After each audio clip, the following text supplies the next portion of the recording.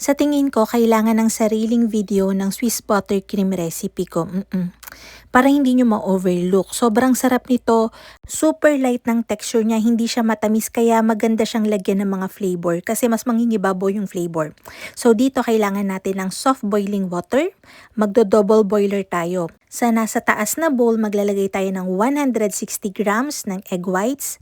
Equivalent to ng 4 na egg whites galing sa large na itlog. 200 grams ng white sugar. So, ang ratio niya, kada isang pirasong egg whites, meron tayong 1/4 cup or 50 grams ng sugar.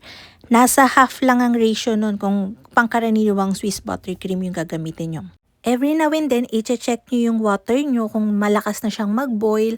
Kailangan soft boil lang lagi. Ang temp na kailangan nating maabot ay nasa 65 to 70 degrees Celsius.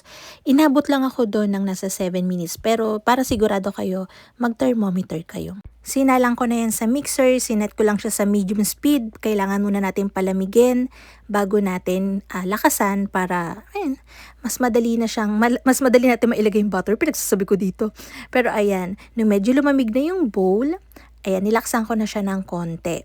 Kapag naabot na natin yung stiff peak, katulad niyan, ayan, kailangan yan, importante yan na maabot nyo. Pwede na natin ilagay yung butter natin.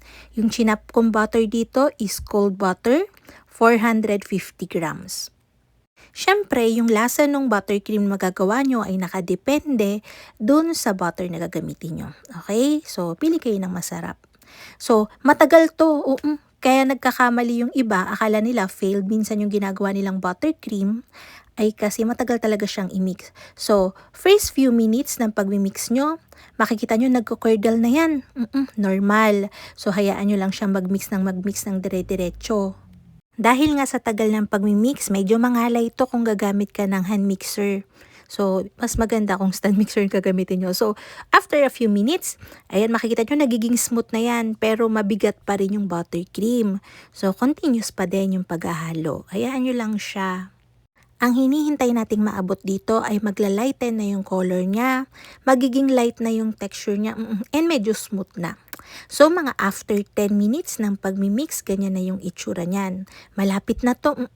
So, dahil marami tayong na-create na malalaking air pockets, ayan, nagpalit tayo ng paddle para yung makikreate nating air pockets dun sa buttercream natin ay yung pino lang. Kasi pag malalaki, pag pinapipe natin yan or kaya pinang-i-spread natin, pinang-cover natin ng cakes, magiging butas-butas siya.